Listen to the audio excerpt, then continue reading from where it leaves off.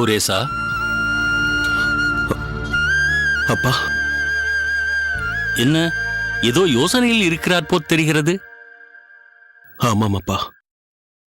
அம்மா மறைந்து இன்னும் சில நாட்களில் 1 வருடம் பூர்த்தியாகப் போகிறது. அந்த நாளை மற்றவர்களுக்கு எவ்வளவு பயனுள்ளதாக கழிக்க முடியும் என்பதை பற்றி நான் யோசித்துக் கொண்டிருக்கிறேன். நினைத்தால் ஒரு புறம் வியப்பாகவும் மற்றொரு புறம் துக்கமாகவும் இருக்கிறது. அவள் இல்லாமல் நான் 1 வருடத்தையா கழித்திருக்கிறேன்? எழுந்ததிலிருந்து இரவு படுக்கப் போகும் வரை என் ஒவ்வொரு பணியிலும் பெருமாள் கைங்கரியத்திலும் எனக்கு உறுதுணையாயிருந்த ஒருத்தி. அவள் இல்லாமலேயா 1 வருடத்தை கழித்திருக்கிறேன்? அப்பா, அடியேன் சொல்வது அதிக பிரசங்கித்தனமாக இருக்கலாம். ஆனால் யதார்த்தம் இதுதான். பிறப்பதும் தனியே, மறைவதும் தனியே. இடையில் ஏற்படும் பந்தங்கள் எல்லாம் தற்காலிகமே.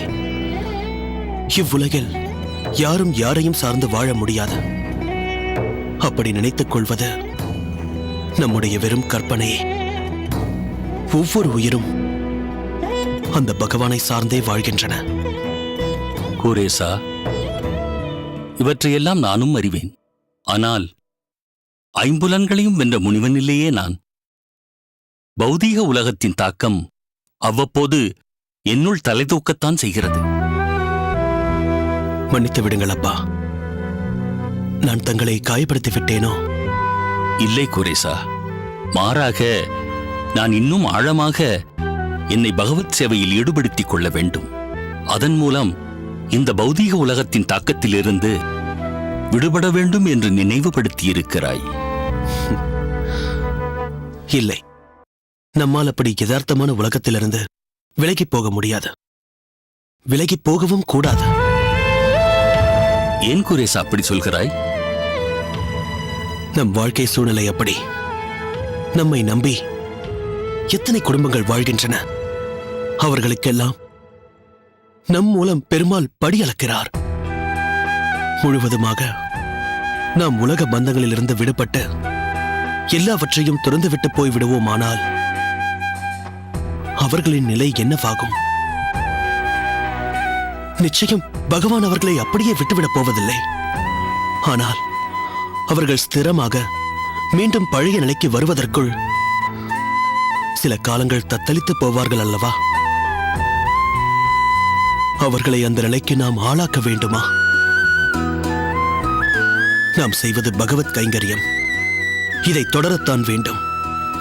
தொடர வேண்டும் என்றால் பௌதீக உலகத்தோடு சற்று நம்மை இணைத்துக் கொள்ளத்தான் வேண்டும். ஆனால் தாமரை இலை தண்ணீர் போல் இந்த யதார்த்தமான உலகத்தோடு ஒட்டியும் ஒட்டாமலும் இருக்க முயற்சி செய்து கொண்டே இருக்க வேண்டும். அடியேன் தவறாக ஏதேனும் சொல்லியிருந்தால் என்னை மன்னித்து விடுங்கள் அப்பா. எதற்கு மன்னிக்க வேண்டும் குரேசா? அருமையாக சொல்லியிருக்கிறாய். நீ சொல்வதெல்லாம் ஏற்றுக்கொள்ளக்கூடியவையாகத்தான் இருக்கின்றன. ஐயா, வணக்கம் ஐயா. வணக்கம். வணக்கம் கதிரேசா. ஏதேனும் முக்கியமான விஷயமா? ஆமாம் ஐயா. கணக்கு பிள்ளை உனக்கு நல்ல வீடாக பார்த்துதானே அமர்த்தி கொடுத்திருக்கிறார். அங்கு ஏதேனும் பிரச்சனையா? இல்லை ஐயா, வீட்டில் ஒரு குறையும் இல்லை. மிக வசதியாக இருக்கிறது. நான் கணக்கு பிள்ளையை தேடி வந்தேன். வழக்கமாக அவர் இருக்கும் இடத்தில் இல்லாததால் எங்கிருப்பாரோ என்று தேடி வந்தேன். கணக்கு பிள்ளையை எதற்காக தேடுகிறாய்? சம்பளம் கிடைத்ததல்லவா? ஐயா, கிடைத்திருக்கிறது. மிக மிக அதிகமாக கிடைத்திருக்கிறது. ஒருவேளை வேறு யாருக்கோ கொடுக்க வேண்டிய பொதியை தவறுதலாக எனக்கு கொடுத்து விட்டாரோ என்று சந்தேகம். உனக்கு சேர வேண்டியதுதான் உன்னை வந்தடைந்திருக்கிறது. கணக்கு பிள்ளை எந்த தவறும் செய்யவில்லை. முன்பு வாரத்தில் 2 நாட்கள் ஸ்ரீபெரும்புதூர் சென்று கொண்டிருந்தாய். இப்போது அந்த 2 நாட்களையும் கூட பாசுர வகுப்பிலும் கோவில் கைங்கரியங்களிலும் செலவழிக்கிறாய். அதனால்தான் கூடுதல் சம்பளம். இல்லை ஐயா, தாங்கள் முன்பு கொடுத்ததே எனக்கு போதுமானதாக இருந்தது.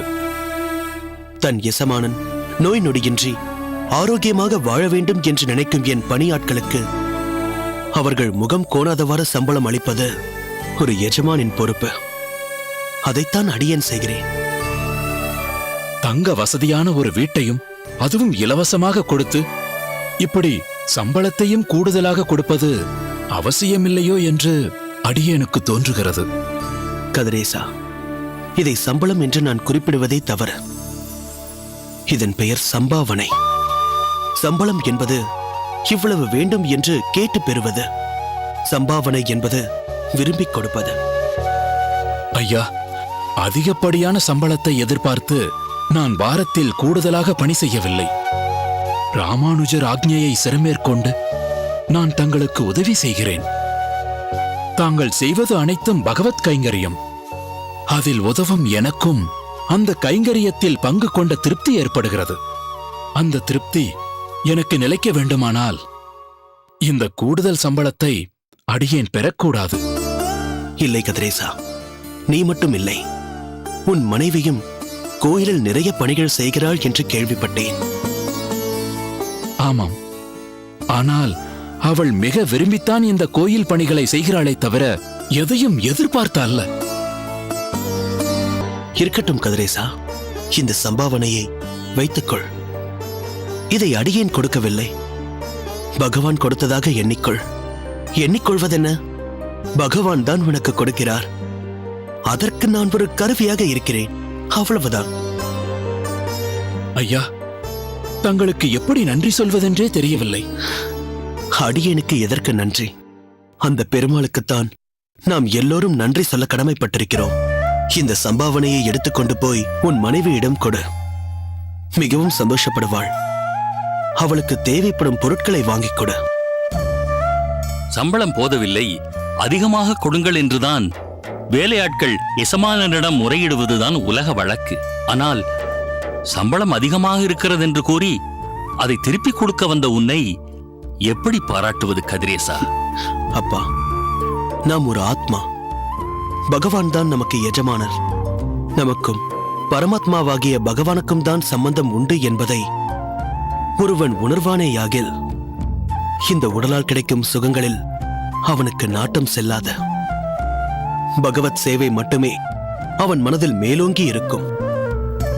இப்படிப்பட்ட எண்ணங்களை மனதில் தேக்கி ஒவ்வொருவருமே பகவத் கைங்கரியங்களில் ஈடுபடுவார்களே. ஆனால் மனிதர்களுக்குள் இதுதான் பொருள் என்ற உணர்வோ அதனால் ஏற்படும் அசூயையோ ஒருபோதும் ஏற்படாது. இதையெல்லாம் மக்களை உணரச் செய்ய வேண்டும், அவர்களை நல்வழிப்படுத்த வேண்டும். அதனால் அவர்கள் உய்ய வேண்டும் என்பதுதான் என் குருநாதர் ராமானுஜரின் அபிலாஷை. என் குருநாதரின் அபிலாஷையை சிறிதளவாவது நிறைவேற்றத்தான் நான் முயன்று கொண்டிருக்கிறேன். சரி கதிரேசா, நேரமாகிவிட்டது. இது நான் உனக்கு கொடுத்த சம்பாவனை என்று மகிழ்ச்சியோடு உன் இல்லத்திற்கு எடுத்துச் செல். சரி ஐயா, நான் வருகிறேன். சென்று வா கதிரேசா.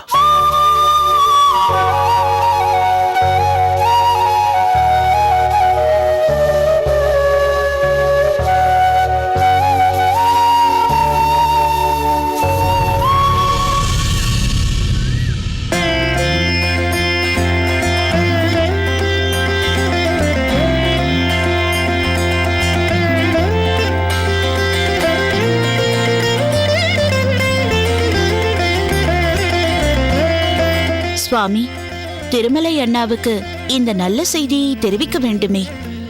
அதற்கெல்லாம் ஏற்பாடு செய்துவிட்டுத்தான் வந்திருக்கிறேன். கீழண்டை வீதியில் இருக்கும் வீரராகவன் குடும்பம் இன்று திருமலைக்கு புறப்படுகிறார்கள். கோவிந்தனை விட்டு அவர்கள் மூலம் உன் அண்ணாவுக்கு தகவல் அனுப்ப ஏற்பாடு செய்துவிட்டேன். அக்கா, குழந்தை யார் சாயலில் இருக்கிறான்? இப்போது எப்படியடி சொல்ல முடியும்? கொஞ்சம் வளர்ந்த பிறகுதான் யார் சாயல் என்றெல்லாம் சொல்ல முடியும். எனக்கு இப்போதே என் அப்பாவின் ஜாடை தெரிகிறது. பிள்ளை அம்மாவின் சாயலில் இருந்தால் அதிர்ஷ்டம், பெண் அப்பாவின் சாயலில் இருந்தால் அதிர்ஷ்டம் என்பார்கள். நீங்கள் அச்சாக என் மாமியார் சாயல்தான். அதுதான் உங்களுக்கு அதிர்ஷ்டம் அடிக்கிறது. ஆமாம், என்ன பெரிய அதிர்ஷ்டம்! கல்யாணமான புதிதில் வாங்கிய வருமானம் தான் இப்பொழுதும் வருகிறது. வருமானம் மட்டும்தானா கணக்கு? அருமையான அகமுடையாலும் அமைந்திருக்கிறாளே, அது அதிர்ஷ்டம் இல்லையா? அதுவும் உங்களுக்கு பிடித்த மாதிரி வாய்க்கு ருசியாய் வகை வகையாய் தளிகை செய்து போடுகிறாளே, அது அதிர்ஷ்டத்திலும் அதிர்ஷ்டம் இல்லையா? அதெல்லாம் இருக்கட்டும் சித்தப்பா. இவனுக்கு நல்ல பெயராக ஒன்று சொல்லுங்களேன். இவர்தானே நன்றாக சொல்லுவாரே. சிறியதாய் வேண்டுமென்றால் சீடை என்று வைத்துக்கொள், பெரியதாக வேண்டுமென்றால் பொருள் விளங்கா உருண்டை என்று வைத்துக்கொள் என்பார். சரிடி, போதும் நீ அவரை எகத்தாளம் செய்தது. மாப்பிள்ளை, கோபித்துக் கொள்ளாதீர்கள். நீங்கள் தான் அவளை அடக்கி வைக்க வேண்டும். யார்? நானா? இவளை அடக்குவதா? நன்றாக சொன்னீர்கள். ஒரு காண்டாமிருகத்தை அடக்க சொல்லுங்கள், அடக்குகிறேன். ஒரு மதம் பிடித்த யானையை அடக்க சொல்லுங்கள், அடக்குகிறேன். இதையெல்லாம் அடக்க முடியாது. சரி, வேடிக்கை போதும். உண்மையிலேயே யாராவது என் குழந்தைக்கு ஒரு நல்ல பெயரை சொல்லுங்கள். ஏன் மாப்பிள்ளை, நீங்கள் இதுவரை யோசிக்கவில்லையா? யோசித்து வைத்திருப்பீர்களே, அதை சொல்லுங்களேன். என் தாத்தா பெயர் பாஷ்யம். அதை ஒரு பெயராக வைத்து விடலாம். கூப்பிடுவதற்கு வேறு ஒரு பெயர் வேண்டுமே. ஏன் இந்த பெயரையே கூப்பிடவும் வைத்துக் கொள்ளலாமே. கூப்பிடுவதற்கு என்று ஒரு தனி பெயர் வேண்டுமா என்ன? பிறகு வேண்டாமா? என் அம்மா குழந்தையை பாஷ்யம் என்று மாமனார் பெயர் சொல்லிய அழைப்பார்கள்.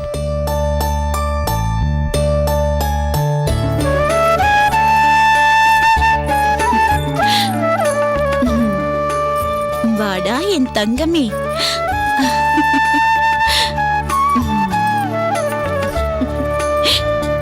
என்ன என்ன பார்க்கிறாய்?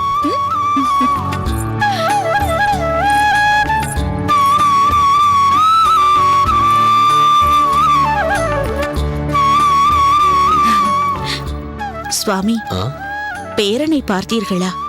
எப்படி இருக்கிறான்? டேய், தாத்தா எங்கே? தாத்தாவை பார். அத்திம்பேர், நீங்கள் தாத்தா ஆகிவிட்டீர்கள் என்பதை என்னால் நம்பவே முடியவில்லை.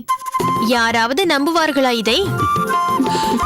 அதில் ஒரு சூட்சமம் இருக்கிறது பெரிய பிராட்டி. அப்படியா? என்ன அது? எங்கே எல்லோரும் நம்மை பாட்டி என்று சொல்லிவிடுவார்களோ என்று பயந்துதான் காந்திமதி தாத்தாவை பார் என்று என்னை முதலில் தாத்தா ஆக்கிவிட்டாள். இனி அவளை பாட்டி என்று கூப்பிட்டால் அவளுக்கு சங்கோஜமாக இருக்காது. இதில் என்ன சங்கோஜம் இருக்கிறது? என்னை பாட்டி என்று சொல்வதில் எனக்கு சந்தோஷம்தான். கமலைக்கும் கல்யாணம் செய்து முடித்துவிட்டால் பேர குழந்தைகள் சூழ என் காலத்தை நான் கழித்து விடுவேன். என்ன இவ்வளவு நேரமாகிறது? இன்னும் கோவிந்தனும் வரவில்லை, ராமானுஜனும் தஞ்சாவும் வரவில்லை. கோவிந்தன் போய் கோவிலில் அவர்களை பார்த்து சொன்னானோ என்னவோ? எல்லாம் சொல்லியிருப்பான். முதலில் நான் அவனை கோவிந்த பட்டரைத்தானே பார்க்க சொல்லியிருந்தேன். பிறகுதான் அவன் கோயிலுக்கு போயிருப்பான். ராமானுஜனும் தஞ்சாவும் அகத்துக்கு போய் உன் துணிமணிகளையெல்லாம் எடுத்துக்கொண்டு வர வேண்டாமா? அவசரப்படாதே, வருவார்கள். இந்த நேரம் பார்த்து என் அப்பாவும் அம்மாவும் திருநின்ற ஊரில் ஒரு சஷ்டியப்த பூர்த்திக்கு போயிருக்கிறார்கள். குழந்தை பிறந்த விஷயத்தை ஒரு ஆள் மூலம் சொல்லி அனுப்பியிருக்கிறேன். வருகின்ற நேரம்தான். அவர்கள் இல்லாததால் தான் உங்கள் எல்லோருக்கும் குடிக்க ஒரு வாய் மோர் கூட கொடுக்க முடியவில்லை. உங்களை எல்லாம் இங்கேயே அமுது செய்யுங்கள் என்று சொல்லத்தான் ஆவலாக இருக்கிறது. ஆனால் ஒன்றும் கவலை வேண்டாம், நான் எதற்கு இருக்கிறேன்? தீர்த்தமாடிவிட்டு ஒரே நாளிகையில் எல்லோருக்கும் தளிகை செய்து விடுகிறேன். சித்தி, மோர்குழம்பு செய்து விடுகிறீர்களா? சித்தி மாதிரி யாருக்கும் மோர்குழம்பு செய்ய வராது. நன்றாக இருக்கிறதடி உன் மோர்குழம்பு பைத்தியம். நீ இப்போது அதை பற்றியெல்லாம் பேசவே கூடாது. பச்சை உடம்புக்காரி, இன்றிலிருந்தே பத்தியம் போட வேண்டும். அம்மா, பேசக்கூடாது. நீ எதை வேண்டுமானாலும் சாப்பிட்டு விடுவாய். குழந்தைக்கு உடம்புக்காக வேண்டாமா? அதுதான் சரி, பேசாமல் இரு. என்ன பெரிய பிராட்டி, இன்னும் நீ போகவில்லையா? எங்கே? தளிகை செய்வதற்கு. பாவம், இவர்கள் எல்லோரும் பசியோடு இருப்பார்கள் அல்லவா? பக்கத்து இலைக்கு பாயாசமா? அடடடடா, என்ன கரிசனம், என்ன கரிசனம்! பூமி தேவி,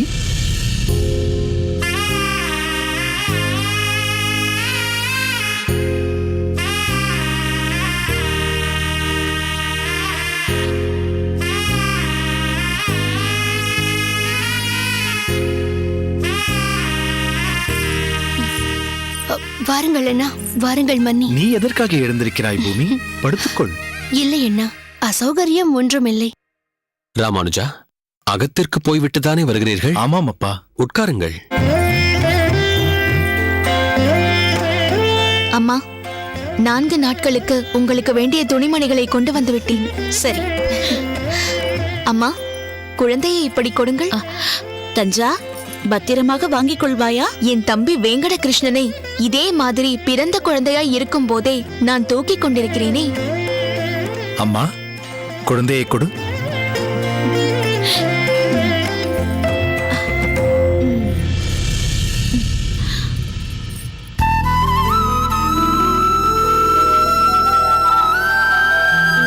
ஆஹா, அப்போதுதான் மலர்ந்த தாமரையை கையில் எடுக்கும் போது எப்படி மெய் சிலிர்க்குமோ, அதே போன்று இந்த அற்புதனை கையில் வாங்கும் போது என் மேனி சிலிர்க்கிறது.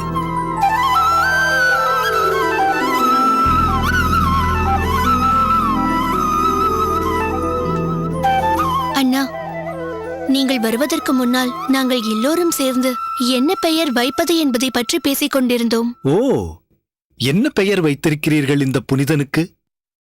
இன்னும் வைக்கவில்லை. பெயர் வைக்கும் உரிமை முழுக்க முழுக்க தாய்மாமனான உங்களுக்கே சொந்தம். ஆமாம், உனக்கும் பூமாவுக்கும் கமலைக்கும் பெயர் சூட்டியது உன் மாமாதான். நீயே ஒரு அழகான பெயர் சுட்டு ராமானுஜா. பால்மணம் மாறா குழந்தை என்று சொல்ல கேள்விப்பட்டிருக்கிறேன். ஆனால் இவன் மீது பாகவத மனமல்லவா வீசுகிறது?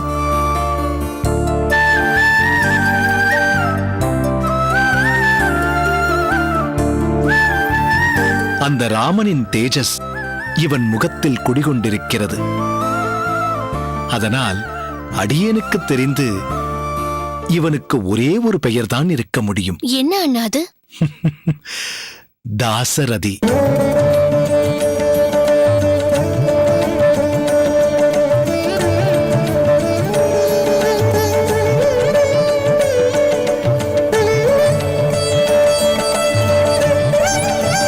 தாசரதி.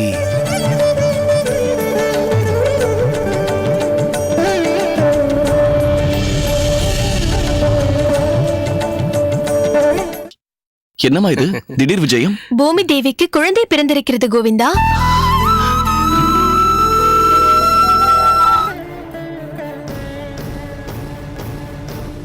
தாமரை, தாமரை. செழியன், என்னவாயிற்று?